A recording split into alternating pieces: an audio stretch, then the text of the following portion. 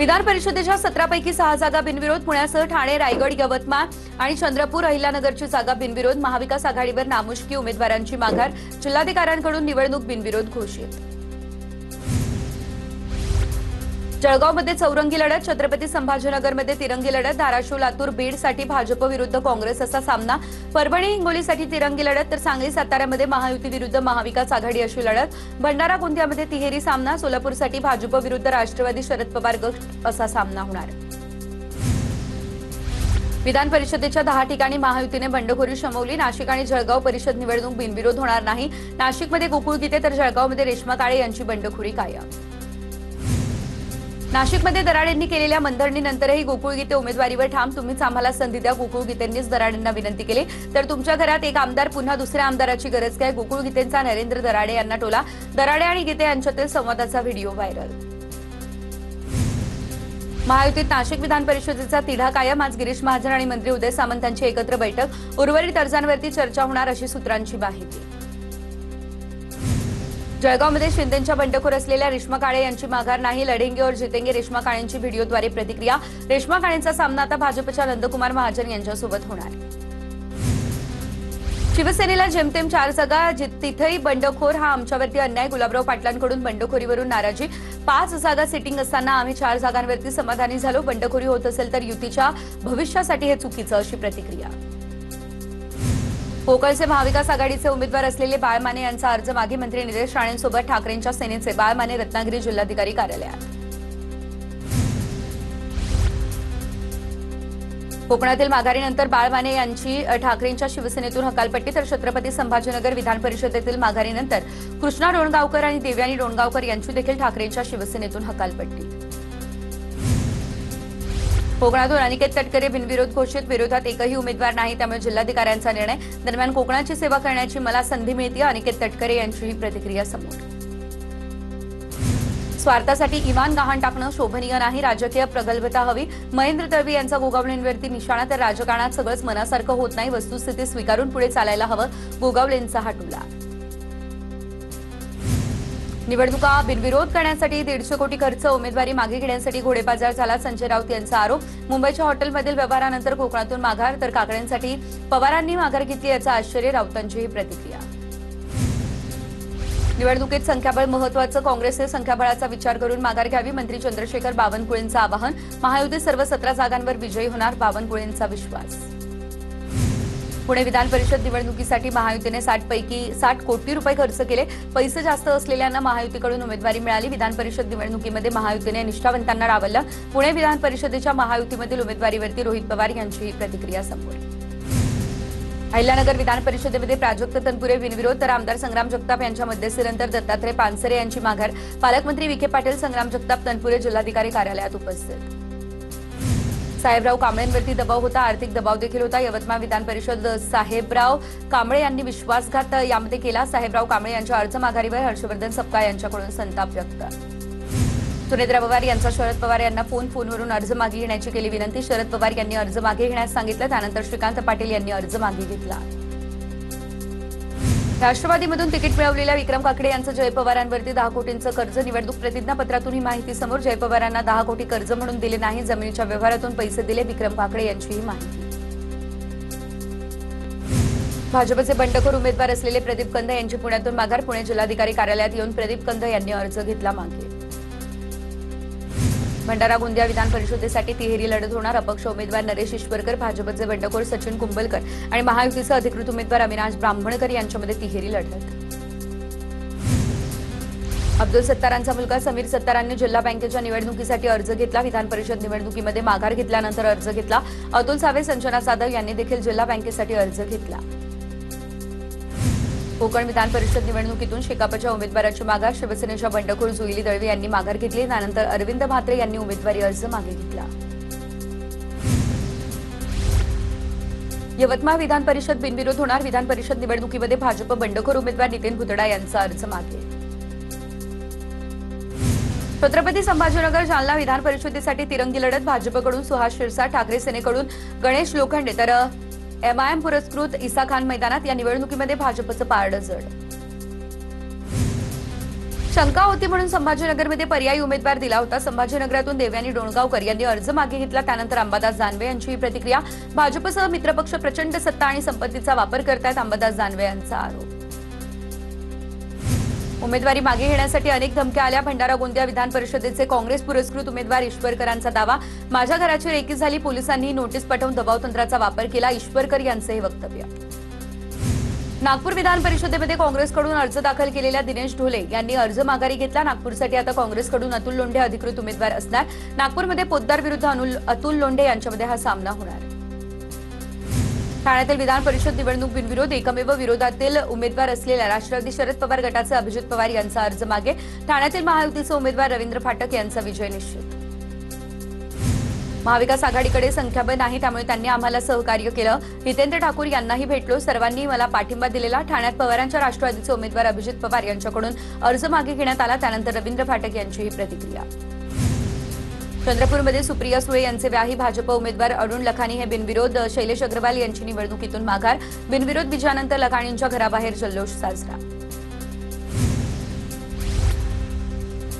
अर्ज बाद झाला. त्यानंतर अमरावतीच्या जिल्हाधिकारी कार्यालयात बिजोरिया पिता पुत्राची या ठिकाणी वाद बघायला मिळाला. अधिकाऱ्यांसोबत वाद घालतानाचा व्हिडिओ. शासकीय कामात अडथळा आणल्याप्रकरणी बजोरिया पिता पुत्रावरती गुन्हा देखील दाखल. सुनेत्रा पवार यांची राज्यसभेची रिक्त जागा नवनीत राणांना मिळण्याची शक्यता, अशी सूत्रांची माहिती. सुनेत्रा पवारांची रिक्त झालेली जागा भाजपच्या वाट्याला जाण्याची शक्यता. राणा दाम्पत्यांची सुनेत्रा पवार, पार्थ पवार तटकरेंसोबत 1 तास चर्चाही झाली, अशी सूत्रांची माहिती.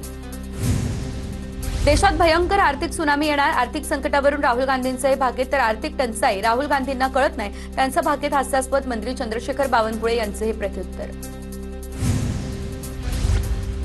राहुल गांधी यांनी आपला पक्ष सांभाळावा, देशाची अर्थव्यवस्था सांभाळण्यासाठी पंतप्रधान अर्थमंत्री हे सक्षम आहे. राहुल गांधींच्या वक्तव्यावर नवनाथ बन यांची टीका.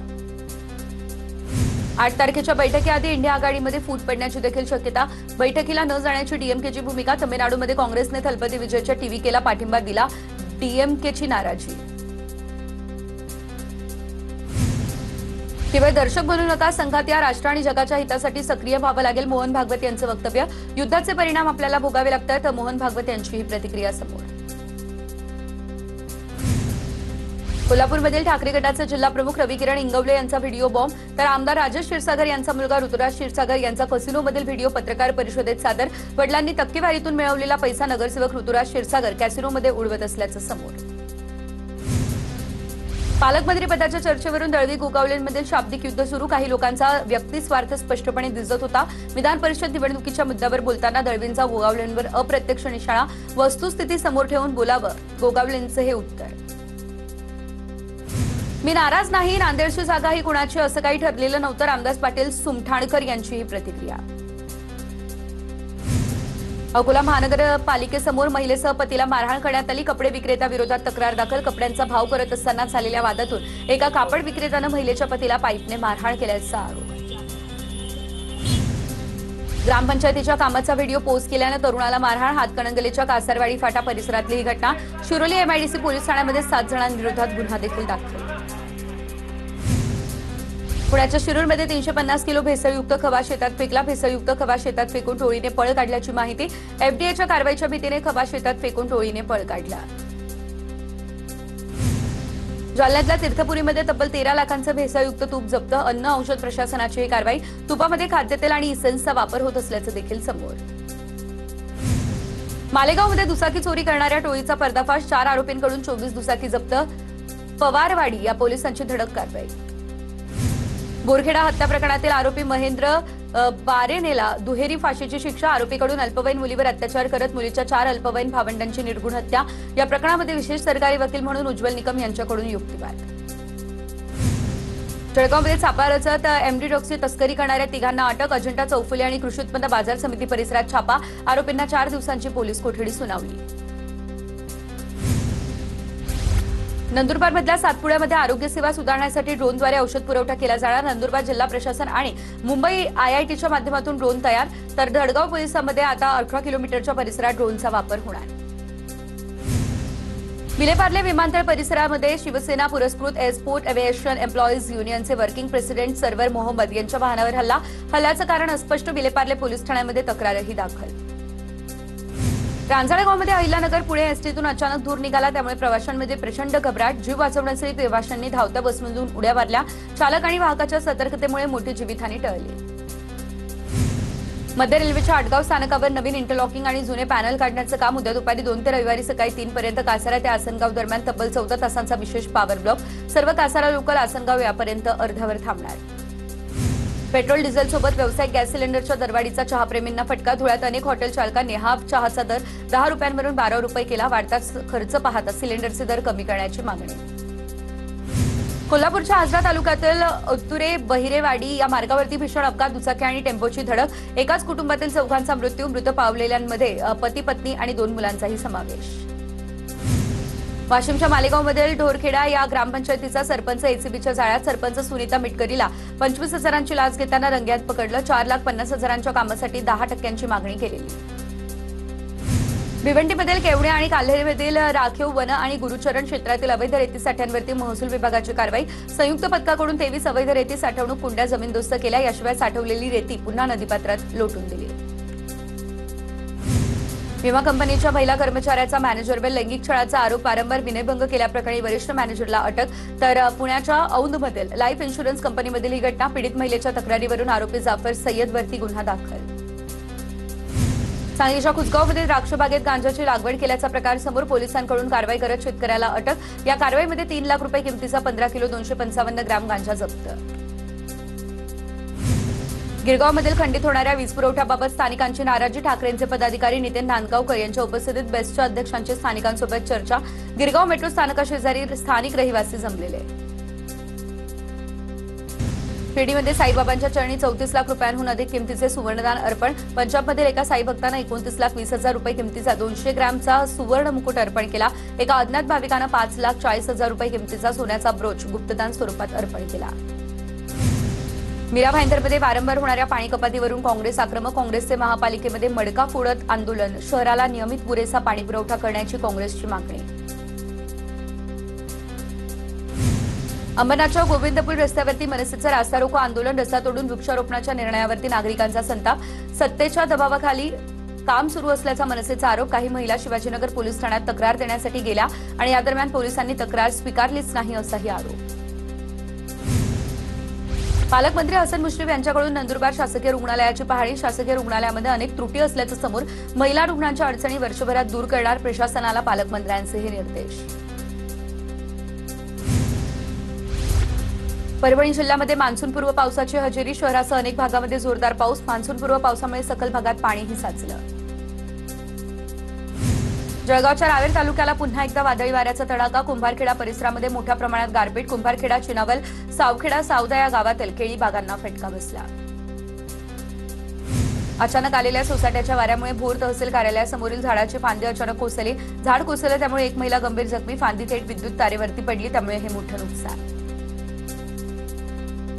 धुळे, शिंदखेडा आणि अंबनेर तालुक्यातील पांझरा नदीकाठच्या गावांमधील नागरिकांकडून पाणी टंचाईचा सामना. यावर उपाय म्हणून अक्कलपाडा धरणातून पांझरा नदीमध्ये 500 क्युसेक वेगानं पाणी सोडलं. नागरिक आणि शेतकऱ्यांच्या पाणी प्रश्नाला काही प्रमाणात दिलासा. वर्धा जिल्ह्यामध्ये वाढत्या तापमानाचा तिळाच्या पिकावर विपरीत परिणाम. तीव्र उन्हामुळे तिळाच्या उत्पादनामध्ये घट झाली. शेतकऱ्यांना आर्थिक फटका. मोठ्या प्रमाणात लागवड करूनही अपेक्षित उत्पादन न मिळाल्यानं शेतकरी चिंतेत. अंबरनाथ पालिकेसमोर आता कचऱ्याचे ढीग. पूर्णवेळ मुख्याधिकारी नाही, त्यामुळे अंबरनाथच्या प्रशासनावर परिणाम. पालिकेच्या दुर्लक्षामुळे कचऱ्याचा प्रश्न गंभीर. नागरिकांमध्ये संताप. इनोव्हेशन सिटी प्रकल्पासाठी एमएमआरडीए नियोजन संस्था असणार, तर संस्था नियुक्ती करण्यास राज्य सरकारची मंजुरी. यासाठी राज्य सरकार आणि टाटा सन्स यांच्यामध्ये स्वित्झर्लंडमधील दावोस या ठिकाणी सामंजस्य करार झालेला. राज्यात दूध आणि दुग्धजन्य पदार्थांमध्ये मोठ्या प्रमाणात भेसळ. हीच भेसळ हद्दपार करणार. अन्न आणि औषध प्रशासन विभागाचे आयुक्त तुकाराम मुंडे यांची डेअरी उद्योगाच्या शिष्टमंडळाला ग्वाही. महाराष्ट्राने सौर ऊर्जा कृषीपंपांमध्ये देशात सर्वाधिक 10 लाखांचा टप्पा गाठला. देशातील सौर पंपांमध्ये महाराष्ट्रात 64% वाटा. देशात आतापर्यंत 15,06,289 सौर कृषीपंप सुरू असल्याची माहिती. 11वी प्रवेश प्रक्रियेत दुसऱ्या फेरीसाठी जूनपर्यंत महाविद्यालयांचा पसंतीक्रम नोंदवता येणार. पसंतीक्रम नोंदवण्यासाठी येत्या मंगळवारपर्यंतची मुदत. महाविद्यालय वाटप यादी 13 जून रोजी जाहीर होणार. पिंपरी चिंचवडकरांना पाणी पुरवठा करणाऱ्या पवना धरणामध्ये 24.7% इतकाच पाणीसाठा शिल्लक. धरणातील पाण्याचं बाष्पीभवन मोठ्या प्रमाणात होऊन पाणी पातळी कमी. वेळेत पाऊस पडला नाही तर नागरिकांना पाणी टंचाईला सामोरं जावं लागेल. कासारसाई धरणाच्या पाणलोट क्षेत्रामध्ये फक्त 27.15% पाणीसाठा शिल्लक. कासारसाई पाटबंधारे खात्याकडून पाणी जपून वापरण्याचं आवाहन. पाण्याची टंचाई होऊ नये यासाठी कासारसाई धरण प्रशासनाकडून दक्षता. चिरोड तालुक्यातील नागरगाव परिसरामध्ये नदीकाठच्या शेतांना पाणी पुरवठा करणाऱ्या 20 ट्रान्सफॉर्मरला आग. आगीमध्ये ट्रान्सफॉर्मर जळून खाक झाला. ट्रान्सफॉर्मरवर अनेक शेतकऱ्यांची सिंचन व्यवस्था अवलंबून असल्यानं शेतकऱ्यांमध्ये चिंतेचं वातावरण. अनधिकृत बांधकामावरती पिंपरी चिंचवड महापालिकेची कारवाई. गजानन हाऊसिंग सोसायटी परिसरात कारवाई. फ क्रमांक कार्यालयाच्या वतीने 350 चौरस मीटर क्षेत्रातील 2 इमारतींवरती कारवाई करण्यात आली. पिंपरी चिंचवड महानगरपालिकेच्या मालमत्ता कर संकलन मोहिमेला नागरिकांकडून उत्स्फूर्त असा प्रतिसाद. 4 जूनपर्यंत 289 कोटी रुपयांहून अधिक मालमत्ता कर संकलित. ऑनलाईन कर भरण्याकडे नागरिकांचा वाढता कल. पुण्याची हवा ही धोक्याच्या पातळीवर पोहोचली. सिस्टीम ऑफ एअर क्वालिटी आणि वेदर फॉरकास्टिंग अँड रिसर्च या संस्थेच्या अहवालातून माहितीसमोर 2021 नंतर पुण्यातील हवेच्या गुणवत्तेचा निर्देशांक सातत्यानं खालावला. नसरापूर लैंगिक अत्याचार प्रकरण. मृत्यूपूर्वी चिमुकलीवर क्रूरपणे लैंगिक अत्याचार करण्यात आले. ससूनच्या डॉक्टरांची कोर्टात साक्ष. अत्याचार प्रकरणी आतापर्यंत एकूण 30 साक्षीदारांची साक्ष नोंदवण्यात आली. हिंजवडी ते शिवाजीनगर मेट्रोचा पहिला टप्पा 30 जूनपर्यंत सुरू करा. मुख्यमंत्र्यांचे पीएमआरडीएला हे आदेश. मुख्यमंत्री देवेंद्र फडणवीस यांनी मे महिन्यामध्ये मेट्रो सुरू होणार असं म्हटलेलं, मात्र काम न झाल्यानं मेट्रोला विलंब झाला. पावसाळापूर्व कामातील त्रुटीमुळे 2 पालिका सहाय्यक आयुक्त यांच्यासह 8 जणांना नोटीस. पावसाळापूर्व कामात हलगर्जीपणा करणाऱ्या अधिकाऱ्यांना पालिकेने दणका दिला. शहरातील नालेसफाई पूर्ण यंत्रणांच्या कामांमध्ये गंभीर त्रुटी आढळल्या त्यानंतर अधिकाऱ्यांवर कारवाई होणार. सांगलीच्या तासगावमधील कुसगावात द्राक्ष बागेमध्ये गांजाची लागवड. 3 लाखांचा 15 किलो 255 ग्राम गांजा जप्त. तासगाव पोलिसांची कारवाई. शेतकरी अटकेत. नागपूरमध्ये ढगाळ वातावरणामध्ये नागरिकांना उष्णतेचा त्रास. काही दिवसांपासून विदर्भात ऊन सावल्यांचा खेळ सुरू. गुरुवारी ब्रह्मपुरी या ठिकाणी राज्यात सर्वाधिक 44.2 अंश तापमानाची नोंद झाली तर नागपूरच्या तापमानाचा पारा हा 42.6 अंशांवरती पोहोचला. नागपूर या ठिकाणी अन्न आणि औषध प्रशासन विभागानं मोठी कारवाई केलेली आहे. तर धांतोलीमधील त्वचा लेझर आणि केस प्रत्यारोपण केंद्राचा एफडीएचा छापा. कारवाईमध्ये 65 लाखांहून अधिक किमतीचे अवैध औषध जप्त.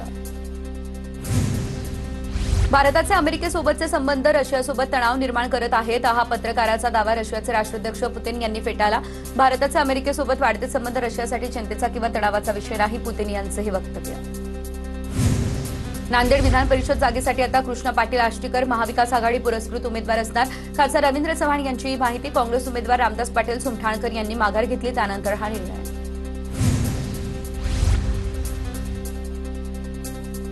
यवतमाळ विधान परिषद निवडणुकीमध्ये नोटा पर्यायासह मतदान घ्या. निवडणूक बिनविरोध झाल्यानं काँग्रेसची ही मागणी. आंतरराष्ट्रीय योगा दिनानिमित्त आता वर्ल्ड योगा चॅम्पियनशिप स्पर्धेचं आयोजन केलं जाणार. भारताच्या प्रस्तावाला 190 देशांचा पाठिंबा. भविष्यात योगा ही आंतरराष्ट्रीय खेळामध्ये आपली जागा बनवणार. मोदींकडून आशावाद. पुण्यासह राज्यभरात अन्न आणि औषध प्रशासन विभागाची कारवाई. 14 ठिकाणी छापे टाकत 31,73,000 किलो अन्नपदार्थ जप्त. प्रतिबंधित अन्नपदार्थांचा साठा जप्त करून संबंधितांवरती गुन्हा दाखल. फुगेवाडीमध्ये विषारी दारू प्रकरणातील आरोपी कर्नल बिरखाचं घर पाडलं. मजूर आणि ब्रेकरच्या सहाय्यानं अनधिकृत बांधकामावरती प्रशासनाची कारवाई. विषारी दारू प्रकरणानंतर प्रशासनाची कठोर भूमिका. दौंडमधील अवैध गर्भलिंग रॅकेट प्रकरणी 2 डॉक्टरांचे परवाने रद्द होणार. तर 15 डॉक्टर्स पोलिसांच्या रडारवरती. आरोपींनी 2,500हून अधिक गर्भलिंग निदान चाचण्या केल्याची माहिती समोर. शासकीय कांदा खरेदीतील अटी शिथिल. तर खरेदी दरातही 3 रुपये 45 पैशांची वाढ. मात्र शासनाच्या निर्णयानंतरही शेतकरी असमाधानी. थेट बाजार समित्यांमधून 25 रुपये किलोने कांदा खरेदीची मागणी कायम. शासनाच्या पुढील निर्णयाकडे शेतकऱ्यांचं लक्ष.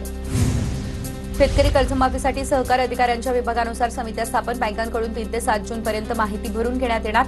20 जूनपर्यंत जिल्हा मध्यवर्ती सहकारी बँकेच्या खात्याची तपासणी होणार. निकषानुसार पात्र लाभार्थ्यांची यादी 6 जुलैला प्रसिद्ध केली जाईल. संतोष देशमुख हत्या प्रकरणाची पुढील सुनावणी 15 जूनला होणार. आरोपी विष्णू चाटेचा जामीन अर्ज कोर्टात दाखल. त्यावर सरकारी पक्षाकडून लेखी म्हणणं देणं बाकी. पुढील सुनावणीमध्ये चाटेच्या जामीन अर्जावरती युक्तिवाद होण्याची शक्यता.